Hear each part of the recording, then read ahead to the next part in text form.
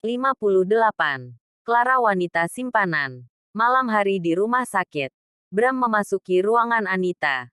Sepulangnya dari apartemen Clara, Bram tak langsung ke rumah sakit. Dia pulang kembali ke kediamannya. Masih penasaran dari mana racun itu berasal. Siapa yang membawa racun itu ke dalam kediamannya? Dan apa maksud orang yang telah meracuni Anita? Ada dendam apa orang itu terhadap Anita? Bram sungguh dibuat penasaran. Kediamannya memiliki penjagaan ketat. Tak mungkin orang luar yang melakukan hal itu. Hanya orang-orang yang bekerja di dalam kediamannya yang tahu seluk-beluk kediamannya. Dan mengenai ruangan pribadinya. Tak ada satu orang pun yang tahu. Sekalipun para penjaga di kediamannya. Mereka hanya dapat memantau CCTV selama 24 jam melalui layar monitor. Tetapi tak tahu ruang kontrol CCTV tersebut. Hanya Bramlah yang tahu. Bram melangkah perlahan mendekati Anita. Wajah Anita masih tampak pucat. Meski tak sepucat sebelumnya. Wajah itu begitu polos. Tak ada lagi makeup yang menghias wajah Anita. Wajah itu tampak lebih manis tanpa makeup meski sedikit pucat. Bram duduk di dekat Anita. Dia menatap lekat wajah pucat Anita. Bram menghela napas perlahan. Apa yang sebenarnya terjadi dalam hidupmu?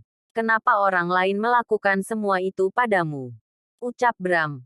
Bram menyandarkan kepalanya di kursi. Pandangannya melihat langit-langit ruangan itu. Sekilas dia teringat janji pernikahannya terhadap Anita. Bram tak mengatakan semua itu dari hatinya. Tetapi dia mengatakan semua itu di hadapan pendeta dan keluarganya. Bahkan di hadapan Mami Anita yang tengah sekarat waktu itu, ada yang membuat Bram semakin berat menghela napas. Karena pernikahan itu pasti juga disaksikan oleh Tuhannya. Cepatlah sadar. Setelah itu beritahu aku apa yang terjadi. Aku akan memberikan keadilan untukmu, karena kamu hampir kehilangan nyawamu di dalam rumahku. Gumam Bram. Ada rasa kasihan melihat Anita dalam keadaan terbaring lemah. Biasanya Anita akan selalu mencari masalah dengan dirinya. Kini wanita yang dia nikahi belum lama itu hanya diam membisu. Bahkan matanya masih terpejam. Bram berniat akan mencari tahu siapa dalang di balik kecurunannya Anita. Bukan tak mungkin jika Bram hanya diam maka akan jatuh korban lainnya. Bahkan bisa jadi dirinya yang menjadi korban selanjutnya. Bram beranjak dari kursi. Dia melonggarkan dasinya dan melepas jasnya. Dia menggulung lengan kemejanya kemudian pergi menuju kamar mandi. Bram mencuci wajahnya. Setelah itu dia kembali ke kamar. Dia duduk di sofa. Punggungnya bersandar di sofa. Dia lelah dan ingin tidur. Keesokan paginya. Bram membuka matanya.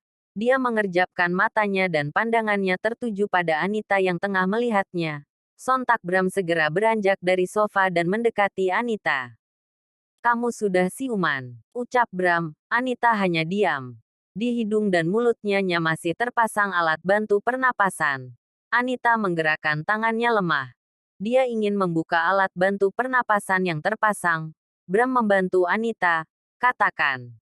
Pinta Bram. Anita kesulitan bicara. Dia kehilangan suaranya. Seketika air mata Anita luruh. Dia ketakutan begitu sadar dia tak dapat bicara. Bram menekan tombol darurat. Tak lama dokter masuk ke ruangan Anita. Dokter memeriksa keadaan Anita. Anita mengalami syok. Dan terpaksa seorang suster menyuntikkan obat penenang atas perintah dari dokter. Anita perlahan melemah dan kembali memejamkan matanya. Apa yang terjadi? Tanya Bram bingung. Sudah saya duga sebelumnya. Tetapi saya masih belum memastikan. Dan kini, saya dapat memastikannya. Akibat racun yang masuk ke tubuh pasien sebelumnya. Pasien mengalami kerusakan di pita suaranya. Mengakibatkan pasien tak dapat mengeluarkan suara apapun. Namun, bisanya hal ini hanya bersifat sementara. Dengan menjalani perawatan, pita suaranya akan kembali pulih. Dan pasien akan dapat bicara kembali. Ucap dokter. Bram terdiam sesaat. Pandangannya tertuju pada Anita. Terima kasih, dok. ucap Bram. Dokter mengangguk. Dia keluar dari ruangan itu. Bram mengambil ponselnya. Dia menghubungi papi Anita dan orang tuanya. Bram tak bisa diam saja. Bagaimanapun orang tua dan mertuanya harus tahu keadaan Anita. Setelah itu, Bram menghubungi Arman. Dia menyuruh Arman untuk meminta Karen menyiapkan pakaian ganti untuknya. Bram takkan pulang ke kediamannya. Setidaknya dia akan menemani Anita hingga keadaan Anita membaik. Bram juga meminta Arman yang mengantarkan pakaian itu ke rumah sakit. Selesai menghubungi Arman, Bram keluar dari ruangan itu. Dia pergi menuju kantin rumah sakit. Dia akan sarapan di sana. Lagi pula, Anita masih belum sadar akibat obat penenang tadi. Dan itu pasti butuh waktu hingga Anita kembali sadar. Asteris di sisi lain. Clara berada di luar apartemen. Dia baru saja selesai olahraga ringan seperti berjalan santai di sekitar taman. Clara merasa lapar. Dia pergi menuju sebuah kafe fast food yang berada tak jauh dari apartemennya. Di tengah mengantri memesan makanan, seseorang dari belakang tak sengaja menabrak Clara. Sontak Clara berbalik dan melihat orang di belakangnya. Clara mengerutkan dahinya. Orang itu tampak tersenyum tetapi tidak dengan Clara yang tiba-tiba saja merasa kesal. "Maaf, aku tak sengaja," ucap orang itu. Bukankah kamu Clara?" tanya orang itu. Orang itu seorang wanita. Clara masih diam menatap wanita itu. Tatapannya berubah penuh kebencian. "Apa kabar?" tanya wanita itu seraya tersenyum. Clara mengepalkan tangannya. Dia menyingkirkan tangan wanita itu. Menjijikan. Geram Clara. Wanita itu mengerutkan dahinya. Dia tak mengerti mengapa Clara bersikap seperti itu padanya. Clara mengambil pesanannya yang sudah siap dan meninggalkan wanita itu. Wanita itu masih tampak bingung karena sikap Clara tadi. Lamunan wanita itu buyar ketika seorang kasir memanggilnya. Wanita itu pun memesan makanan. Selesai memesan makanan, wanita itu pergi mencari meja. Dia meletakkan makanannya di meja yang sudah dia pilih. Tetapi dia masih penasaran dengan Clara. Wanita itu bergegas menghampiri Clara. "Clara, apa aku membuat kesalahan? Aku tak sengaja menabrakmu tadi," ucap wanita itu. Clara menghela napas berat. Dia melanjutkan memakan sarapannya. Orang itu semakin dibuat penasaran dan duduk di hadapan Clara. "Apa-apaan kamu ini? Kenapa duduk di sini?" geram Clara. "Ada apa denganmu? Aku Naomi. Kita satu kampus dulu. Apa kamu lupa?" Orang itu bernama Naomi. Wajahnya cukup cantik dengan rambut pendek sebahu. Clara tersenyum remeh. "Tentu saja aku ingat. Wanita murahan yang tidur dengan kekasih orang lain," ucap Clara.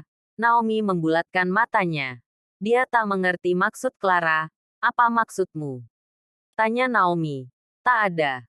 Aku hanya mengingatkan siapa dirimu. Jika kamu lupa," ucap Clara santai, "kamu mengataiku wanita murahan." "Apa maksudmu?" ucap Naomi tak terima. Clara kembali menghela napas. Dia mendekatkan wajahnya ke wajah Naomi. "Ya, bukankah ucapanku benar? Kamu memang wanita murahan." "Menjijikan," ucap Clara dan kembali duduk seperti semula. "Clara." Naomi membentak Clara. Dia tak terima Clara mengatainya seperti itu. Brak. Clara menggebrak meja. Dia menatap Naomi dengan penuh kebencian.